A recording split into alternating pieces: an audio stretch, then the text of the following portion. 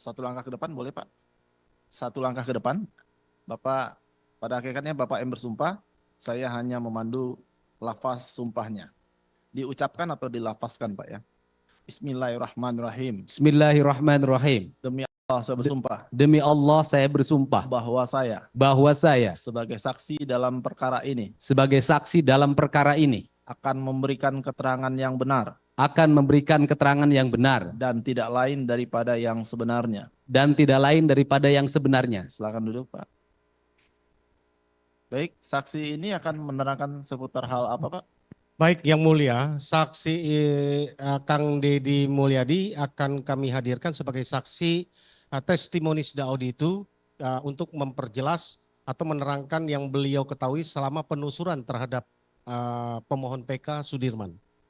Sudirman ya? Ya. Yang kemarin kan kita periksa beliau ini untuk yang 6 pemohon ya? Betul. Sekarang hanya untuk Sudirman. Betul, Yang Mulia. Silakan Pak untuk dimulai pertanyaannya. Makasih Kang Haji Deddy Mulyadi sudah berkenan hadir di dalam persidangan PK.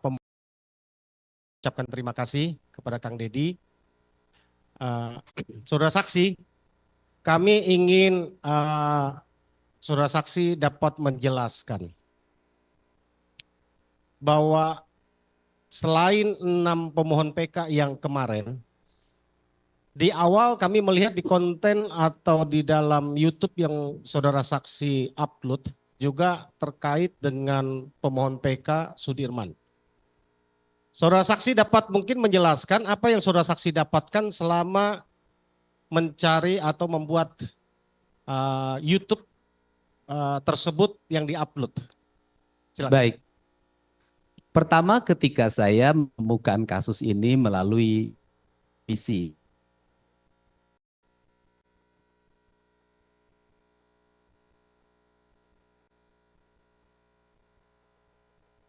Bu Titin itu, waktu itu ada 1 Saka Tatal, 2 kakaknya Saka Tatal, yang ketiga adalah ayah dan ibunya dari saudara Sudirman.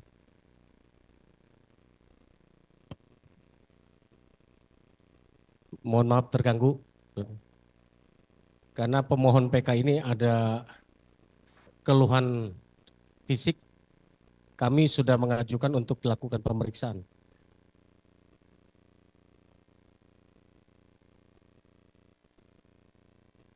Oke, sesudah saudara saksi melakukan penelusuran ya, mengetahui ada peristiwa, apa yang membuat saudara saksi mengupload itu lalu mencari tahu lebih dalam tentang peristiwa Vina dan Eki di Cirebon ini? Yang pertama adalah ketika bertemu dengan Saka Tatal dan kakaknya, kemudian ayah dan ibunya Sudirman, waktu itu saya bertanya pada ayah dan ibunya Sudirman, di mana posisi Sudirman saat peristiwa itu terjadi. Ayah dan ibunya yang menyatakan bahwa pada saat peristiwa itu terjadi, Sudirman berada di rumahnya dan dia bersumpah. Setelah itu mungkin ini waktu dekat ya, mungkin sekitar 3 bulan atau 4 bulan yang lalu, saya pun bertemu dengan adiknya Sudirman, yaitu saudari Lilis. Dan dia menyatakan pada malam minggu itu Sudirman berada di rumah main HP. Setelah itu juga saya bertemu dengan Arfan, tetangganya Sudirman, yang menyatakan bahwa dia melihat pada malam minggu itu Sudirman berada di depan rumahnya. Kemudian saya juga bertemu dengan saudara Tono sebagai kakak ipar dari saudara Arfan. Ketika malam minggu itu dia wakuncar pada pacarnya yang kebetulan rumahnya berdekatan dengan saudara Sudirman. Dan dia melihat Sudirman ada di depan rumahnya. Cuman pada waktu itu dia pun mengajak saudara Sudirman untuk ke tempat kontrakannya. Tetapi saudara Sudirman menolak. Ya kan, karena dia masih main di tempatnya atau di halaman rumahnya. Biasanya saudara Sudirman itu ketika diajak suka bermain di rumahnya saudara Tono. Baik, setelah saudara bertemu dengan tadi Arfan, Ritono dan juga Lilis ya, saudara saksi mewawancarai mereka bertiga. Kesan apa yang saudara saksi dapatkan dari kesaksian mereka? Setelah saya mendapatkan kesan yang mendalam bahwa Sudirman bukanlah orang. yang memiliki kualifikasi untuk melakukan tindak pidana. Dilihat dari sisi postur tubuh, kemudian kecakapan, dan ketiga riwayat hidupnya, di mana Sudirman sekolahnya pun itu umur 17 tahun baru lulus SD. Artinya bahwa dia tidak memiliki kualifikasi atau kecakapan seperti orang-orang yang lainnya, apalagi melakukan tindak pidana pembunuhan dan perbuatan asusila. Melihat dari sisi fisik dan psikologi yang dimiliki oleh Sudirman, saudara Sudirman menurut saya jauh dari peristiwa yang dituduhkan itu. Baik, memang itu yang kami ingin konfirmasi, saudara saksi, bahwa berdasarkan dakwaan dan juga uraian peristiwa di dalam putusan, Sudirman ini boleh dibilang adalah pelaku utama. Karena pada tanggal 17 Agustus di dalam dakwaan dan uraian peristiwa di putusan, Sudirman ini mendapatkan SMS dari DPO yang bernama Dani. Yang Dani dalam hal ini fiktif dan sampai hari ini belum pernah dihadirkan dan tidak bisa dihadirkan. SMS-nya pun yang bukti tanggal 17 itu ini adalah selama PK kami persoalkan tidak pernah dihadirkan di dalam berkas persidangan. Bahwa dia karena dituduh dia terus yang ke sakatatal, lalu dia yang memprovokasi. Saya sependapat dengan apa yang saksi sampaikan tadi, bahwa biasanya seorang saksi pelaku utama, apalagi ini dalam unsur pembunuhan berencana, tentu dia harus aktif mempengaruhi orang, apalagi ini 11 orang, ya kan, mempengaruhi kan. Selain yang sudah disebutkan ada Dani sakatatal, dia sampaikan SMS-nya. Masih berikut dengan Sudirman berarti 3 orang. Masih ada 8 orang lainnya, ya, ada Peggy, ada Andi, kemudian ada yang lain ya, 6 terpidana lain yang kemarin mengajukan PK, ya. Bahwa total ada 11, ya. Rasanya memang tidak mungkin dia proaktif untuk mempengaruhi, ya. Kesan apa yang saudara saksi dapatkan ya terhadap selain bahwa dia secara fisik tidak memungkinkan, secara katakanlah IQ-nya tidak memungkinkan, apalagi yang saudara lihat dia tidak mungkin lakukan perencanaan itu? Orang yang memiliki kualifikasi pendidikan tidak bisa menyelesaikan bangku SD dalam waktu cepat. Biasanya dalam lingkungan hidup sosial bukan orang yang menyuruh tapi orang yang disuruh. Karena dia orang yang disuruh, dia memiliki kualifikasi sebagai orang yang mau disuruh oleh siapapun. Dan mau melakukan apapun. Nah, dalam pergaulan seperti itu adalah orang yang seperti Sudirman, menurut saya tidak punya kualifikasi melakukan perintah. Melakukan tindakan-tindakan yang di luar kemampuan akal dan pikirannya. Kenapa? Karena secara psikologi, saya melihat walaupun orang bukan seorang fisiolog, Sudirman adalah orang yang memiliki kerentanan psikologi. Artinya, dia sangat lemah. Dia mudah nangis, dia mudah sakit. Itu bisa dilihat dari riwayat kesehatannya. Ya, terima kasih kesaksian saudara saksi terhadap Sudirman ya. Kalau saudara saksi mendapatkan nggak informasi saat itu Sudirman waktu tahun 2016 lalu dari kesaksian yang saudara lihat mungkin di luar Arfan, Ritono dan juga Lilis. Mereka kemarin dalam kesaksiannya sudah menyampaikan bahwa Sudirman itu tahun 2016 bulan Agustus itu baru belajar motor. Ya, sedangkan di dalam dakwaan bahwa Sudirman ini dianggap masuk ke salah satu geng motor, waktu itu sebutannya geng motor dan berselisih dengan antar geng. Apa pendapat saudara? Apakah mendapatkan info? Yang pertama bahwa pada peristiwa tanggal 27 Agustus 2016, Sudirman itu tidak dalam posisi bersama teman-teman yang lain. Dia tidak ikut minum ciu di warungnya Bu Nining, dia tidak ikut ke rumahnya Hadi, dan dia tidak ikut nginep di rumah anaknya RT Pasret. Karena dia posisinya dia berada di depan rumahnya.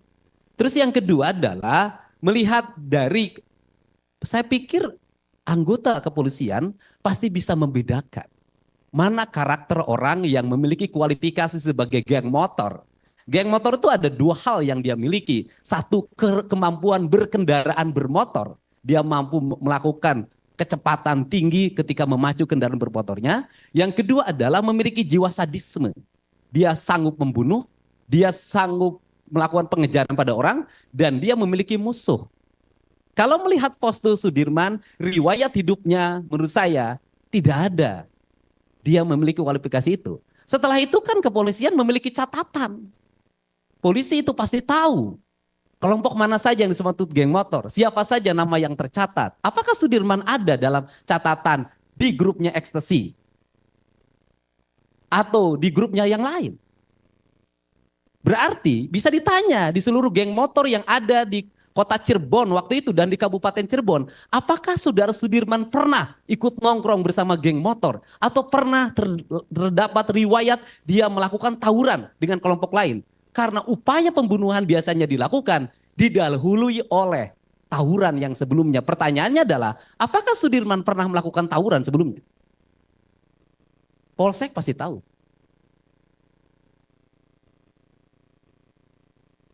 Baik. Ada informasi lain yang mungkin saudara saksi dapatkan selama mencari informasi tentang peristiwa Vina dan Eki ini, terutama terhadap kepribadian Sudirman yang saudara saksi dengar?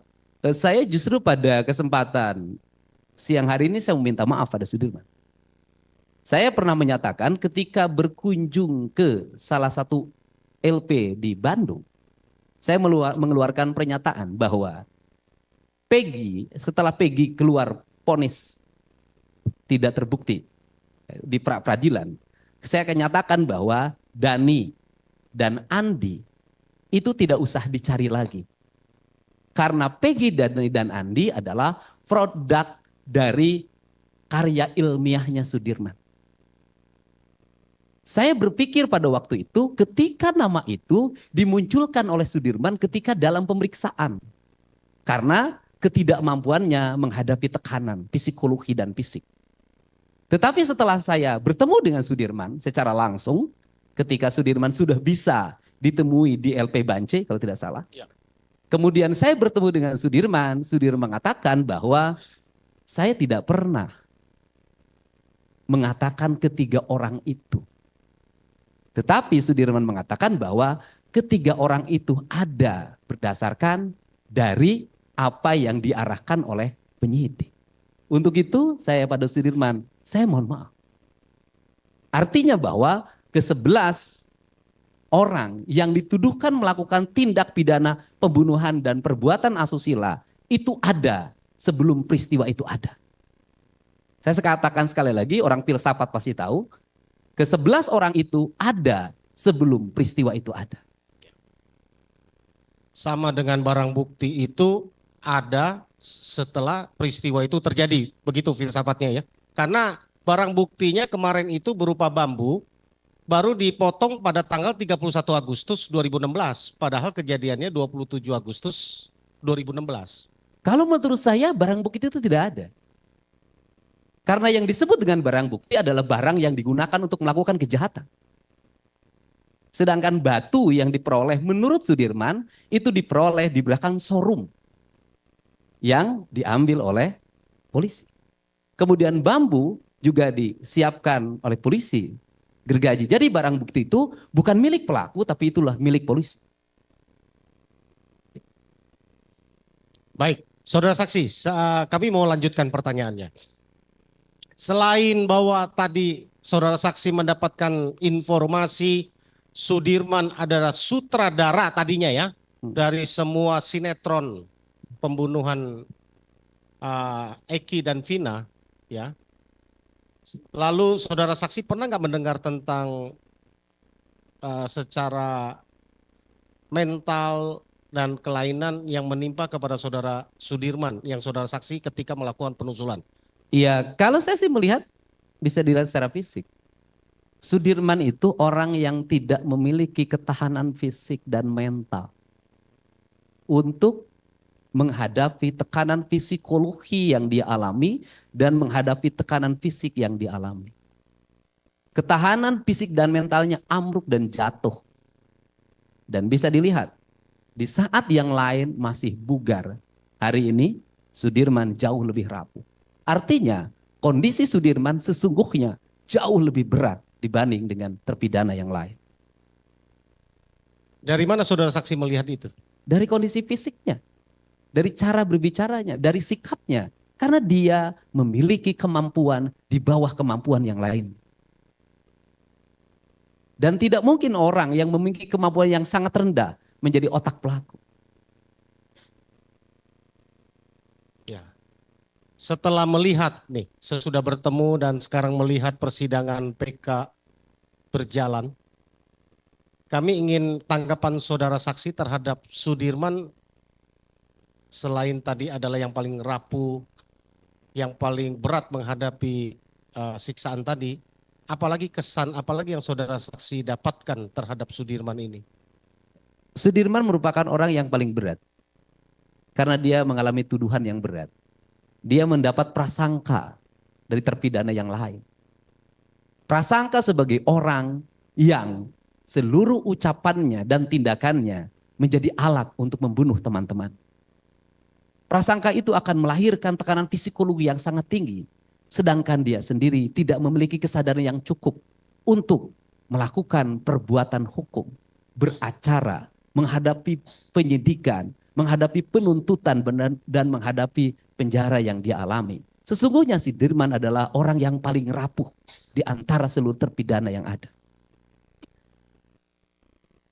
Ya, kalau itu yang saudara saksi sampaikan tadi, bahwa melihat rangkaian yang disampaikan, bahwa lihat dari fisik, mental, tekanan yang dihadapi, bahwa dia bukan pelaku. Dengan apa yang terjadi, yang terbukti atau yang terpapar ya, dipaparkan di dalam muka persidangan ini, apa pendapat saudara terhadap peristiwa Vina dan Eki? Peristiwa Vina dan Eki menurut saya berdasarkan penelusuran dan bukti-bukti yang saya temukan serta keyakinan yang saya miliki. Peristiwa Vina dan Eki adalah peristiwa kecelakaan murni. Yang tidak ada kaitannya dengan 8 terpidana yang lainnya. Karena ini peristiwa murni, sesungguhnya gelora, gelombang yang terjadi, lahirlah penangkapan, kemudian penyelidikan, penyidikan, penuntutan, sampai ke muka pengadilan mereka mendapat hukuman vonis. Sesungguhnya itu adalah hanya peristiwa psikologi personal orang yang memiliki kuasa atas segala hal. Psikologi orang akan tumbuh menjadi raksasa manakala yang dihadapi orang-orang kecil dan tidak berdaya. Lain kasusnya apabila Sudirman CS adalah anaknya orang-orang yang punya kemampuan secara ekonomi dan kekuasaan. Tidak akan mereka mengalami peristiwa yang seberat ini. Menurut saya, dalam konsepsi ini saya melihat ada beberapa hal. Yang pertama, hilangnya akal sehat. Yang kedua, hilangnya nilai-nilai kemanusiaan. Kedua hal ini sangat berbahaya bagi kehidupan hukum kita. Dan untuk itu, menurut saya harus segera dihentikan. Kalau melihat rangkaian peristiwa Vina dan Eki seperti yang saudara saksi sampaikan, bahwa saudara saksi sudah pada kesimpulan itu adalah kecelakaan tunggal. Tentu saudara saksi punya alasan dan sudah beberapa saksi yang memang dalam persidangan di tempat sudah kita hadirkan, itu sudah kita sampaikan. Masyarakat ini sebagian masih menganggap bahwa ini adalah pembunuhan, tapi bukan mereka inilah yang pelakunya. Bagaimana menurut pendapat saudara? Kalau menurut saya asumsi tentang pembunuhan adalah asumsi opini yang dilahirkan di media sosial sebagai bentuk kontra terhadap peristiwa kecelakaan. Kenapa? Karena masyarakat kita senang terhadap hal-hal yang bersifat tendensius, dihubungkan dengan jabatan orang, dihubungkan dengan kekuasaan orang, sehingga kalau tidak dihubungkan dengan jabatan kekuasaan orang, itu tidak menarik di media sosial. Saya orang yang dibully karena menyatakan bahwa ini kecelakaan tunggal. Saya orang yang dibully habis-habisan ketika mengatakan bahwa Peggy Cianjur adalah anak kuli bangunan, bukan anak Bupati Cirebon. Tetapi bagi saya, kebenaran materi dan kebenaran formil serta kebenaran hakiki bukan mengikuti arus media sosial. Tapi kita harus menghadirkan fakta-fakta yang masuk logika masyarakat. Dan tugas kita sebagai tokoh masyarakat adalah mendidik publik agar ngerti masalah dan proporsi yang sebenarnya dan tidak masuk pada emosional, sensasional, mistis. Yang terakhir dari saya, saudara saksi, Kang Haji Dedi Mulyadi, Apa harapan saudara saksi melihat makin terbukanya peristiwa ini dengan PK 6 terpidana dan terakhir dengan PK pemohon Sudirman? Harapannya adalah mereka dibebaskan. Kenapa? Di situ ada kesesatan berpikir. Selain alat bukti yang tadi dikatakan batu dan bambu yang itu sesat dan menyesatkan pikiran kita sebagai manusia sehat. Yang kedua juga menurut saya tidak bisa membedakan mana mandau, mana samurai. Dalam pengakuan saudara Ucil yang dia bawa itu, yang disita itu adalah mandau. Di keterangan pengadilan itu samurai. Padahal kita tahu mandau itu senjatanya orang Kalimantan dan samurai senjatanya orang Jepang. Kan kita meletakkan mandau dan samurai saja sudah salah, itu benda yang kasat mata. Apalagi kebenaran yang esensial yang ada di balik ini semua. Yang kedua, coba kita menggunakan logika. Logikanya adalah bahwa saudara Vina diruda paksa di kebun singkong atau di situ kebun kacang dalam keadaan gerimis dan bekas hujan. Pertanyaannya adalah, pernahkah ada bajunya kotor? Adakah tanah yang dibawa? Kan tidak ada. Dari situ logikanya sudah tidak masuk akal. Menurut saya ada Sengkon dan Karta, ya hanya 2 orang. Tapi mampu menemukan kebenarannya dan melahirkan namanya PK. Ini 8 orang. Di saat Indonesia masuk dalam era demokrasi yang terbuka, di saat kita menjunjung tinggi supremasi hukum, di saat kita masuk era digital, menurut saya tidak ada jalan lain demi keadilan dan kemanusiaan atas nama warga Jawa Barat dan warga Indonesia yang punya kesadaran pikiran. Saya minta mereka dibebaskan. Dan saya pun berharap kita tidak boleh mati pada hukum sebuah putusan. Dan hukum itu harus hidup. Saya pernah kuliah di Fakultas Hukum. Hukum itu harus hidup. Ketika dari sisi sistematika bahwa ini sudah mentok menjadi putusan yang tertinggi, saya pikir institusi hukum seperti Kejaksaan Agung punya langkah ketika melihat kebenaran yang material di depan mata kita. Ada langkah-langkah hukum lain yang bisa dilakukan sebenarnya. Tidak hanya mati. Hukum tidak boleh mati, dia harus hidup. Karena hukum adalah alat untuk melakukan perubahan masyarakat. Saya sebelum dilanjutkan oleh rekan kami atas nama tim hukum DPN Pradi yang mendampingi 7 pemohon PK dalam hal ini terpidana seumur hidup akibat peristiwa Vina dan Eki, sungguh mengucapkan terima kasih kepada Bapak Haji Dedi Mulyadi. Karena melalui Kang Dedi lah peristiwa ini bisa sampai ke tim hukum DPN Pradi dan dapat kami lakukan langkah-langkah hukum pembelaan sebagai profesi advokat, sebagai penegak hukum untuk menegakkan keadilan hukum walaupun langit akan runtuh sekalipun. Itulah yang kami sampaikan, itulah yang kami perjuangkan. Terima kasih sekali lagi kepada Kang Dedi Mulyadi yang sudah membuat awal peristiwa ini menjadi terang dan kasus ini dibawa kepada tim hukum DPN Pradi dan kami menanganinya bersama Profesor Dr. Otto Hasibuan SHMM. Terima kasih. Rekan lain mungkin tambahkan.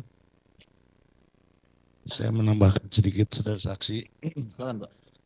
Saya mengenal saksi adalah sebagai tokoh dan pengamat sosial. Bukan hari ini gitu. Saya sudah baca, sudah lihat podcastnya dari bertahun-tahun yang lalu. Artinya dalam hal ini saudara saksi adalah salah satu tokoh yang fokus pada masalah-masalah sosial yang dialami oleh masyarakat. Pertanyaan saya adalah, kenapa saudara saksi jadi fokus ke masalah Vina ini gitu?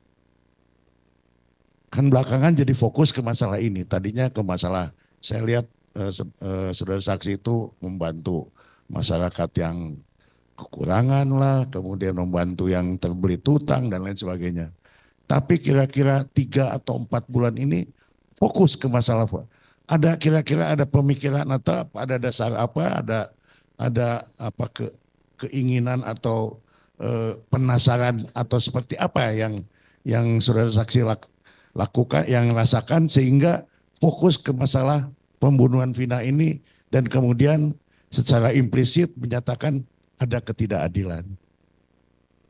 Bagaimana saudara saksi menjelaskannya? Yang pertama adalah peristiwa hilangnya hak-hak kemerdekaan orang itu peristiwa terpenting dalam kehidupan bernegara kita. Karena esensi dari hak kemanusiaan adalah hak untuk hidup merdeka. Dan perbuatan yang paling kejam dalam hidup adalah merampas kemerdekaan orang.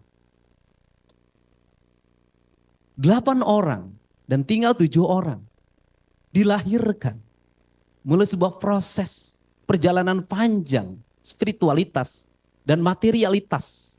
Nanti saya ada falsafahnya. Kemudian lahir ke dunia. Setelah itu di usia 19 tahun, 20 tahun, 21 tahun, dia harus menghabiskan hidupnya di penjara seumur hidup. Ini adalah peristiwa terkejam dalam sepanjang sejarah hukum Indonesia. Untuk itu diperlukan langkah yang berani untuk menyampaikan pesan bahwa peristiwa ini tidak pernah terjadi. Seluruh rangkaiannya itu mengikuti arus mata angin. Saya selalu mengikuti arah mata hati hidup saya, kemana saya pergi. Dan pada akhirnya semakin terbuka.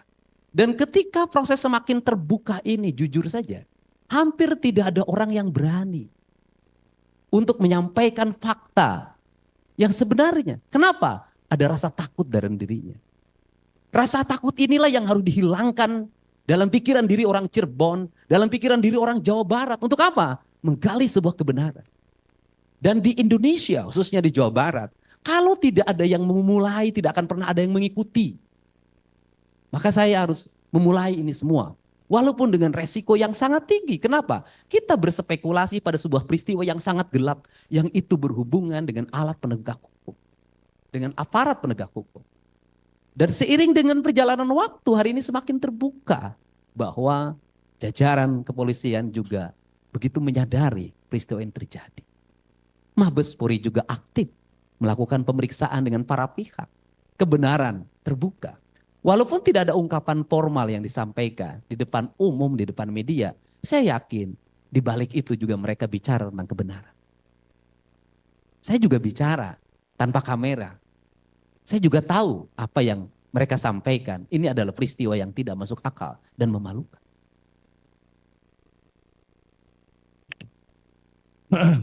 Saya ingin mendalami lebih dalam lagi sedikit tentang kata-kata ketidakadilan itu. Pemahaman saudara saksi tentang ketidakadilan ini, khususnya di kasus Vina dan Eki ini, seperti apa kok jadi dalam hal ini maaf bahwa saudara saksi berani melawan menentang netizen lah, menentang segala macam dan tetap dengan prinsip dan keyakinannya bahwa ini ada ketidakadilan. Ketidakadilan ada seseorang yang menjadi terperiksa, kemudian tersangka dan terpidana harus mendapat pendampingan hukum yang memadai.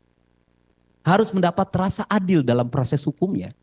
Saya melihat dalam seluruh proses yang dijalani oleh ke-8 terpidana dan sekarang tinggal 7 terpidana yang terpenjara, seluruh prosesnya tidak adil. Mereka tidak adil ketika sudah dilapor seorang pelapor yang berkapasitas mengaku diri sebagai sipil padahal dia sebagai anggota. Itu melaporkan menyebutkan 11 orang tersangka. Kemudian dilakukan penangkapan sendiri. Setelah itu dilakukan pemeriksaan. Walaupun kepada akhirnya diserahkan kepada unit serse. Tapi proses awalnya sudah menurut saya bertentangan dengan prinsip-prinsip keadilan. Dengan bertentangan dengan prinsip-prinsip transparansi dalam penanganan kasus. Ini adalah peristiwa terjadi pada mereka. Kenapa peristiwa ini terjadi pada mereka? Karena mereka berstatus ekonominya rendah. Karena mereka berstatus orang-orang miskin. Dan saya katakan kalau ini menimpa anak pejabat, menimpa pejabat tinggi, menimpa anak dari keluarga besar, alat penegak hukum, atau aparat penegak hukum tidak akan terjadi. Mereka adalah orang-orang yang sial karena status sosial hidup.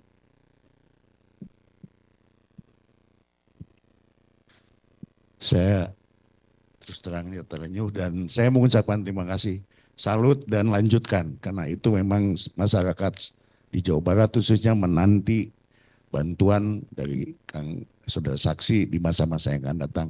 Mudah-mudahan sukses. Saya kira dari saya cukup sekian. Cukup ya? Baik, silakan dari termohon. Kalau ada pertanyaan kepada saksi ini, silakan. Cukup?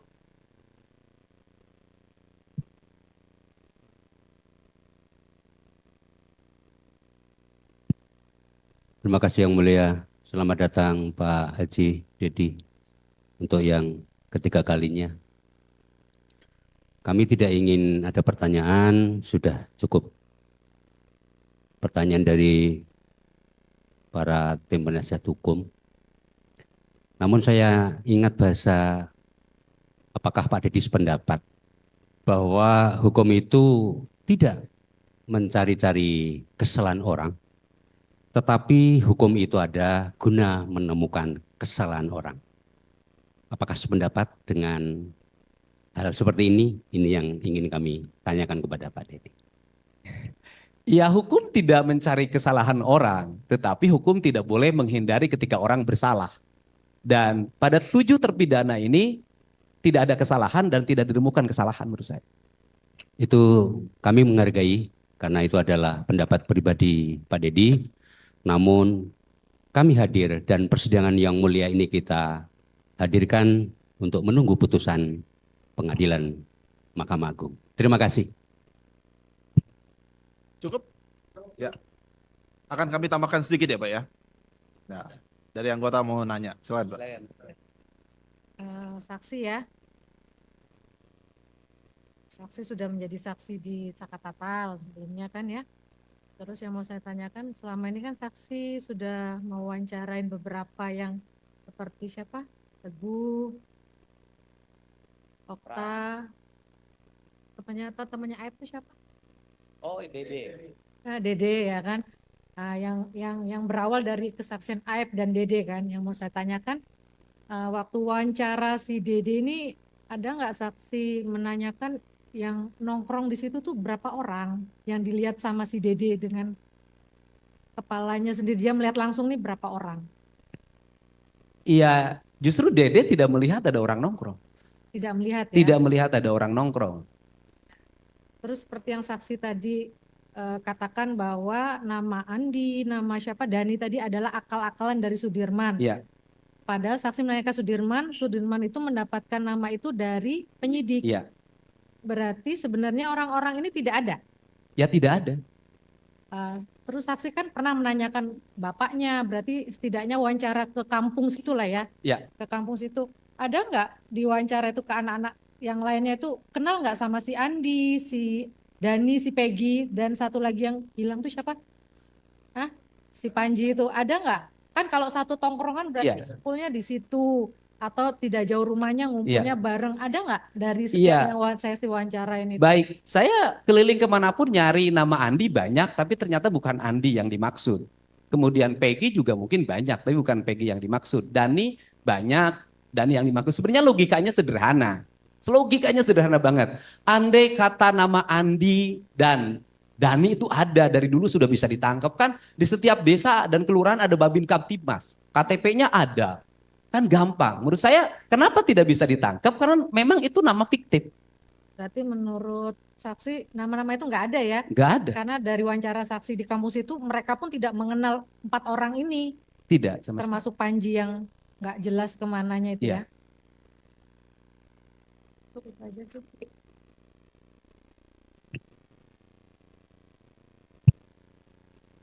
Cukup ya? Dari termohon cukup ya? Baik, Pak Dedi, ahli, saksi, ada yang mau disampaikan lagi Pak?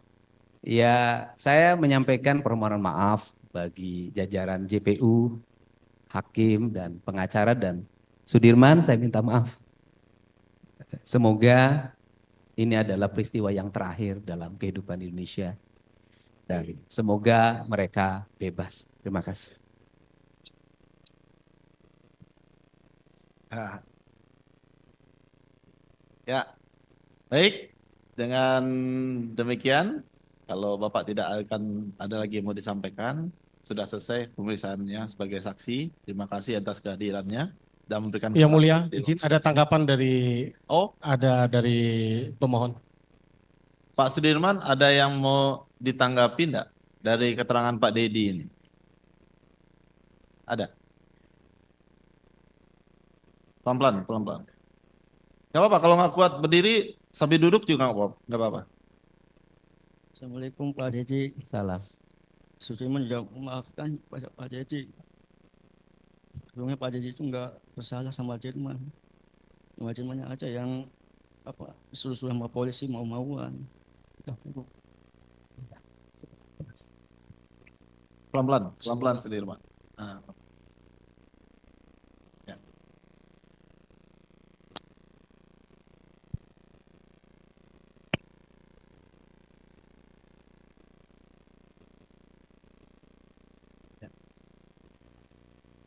Oke, terima kasih Pak Dedi.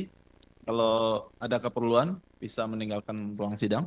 Terima kasih atas kehadirannya.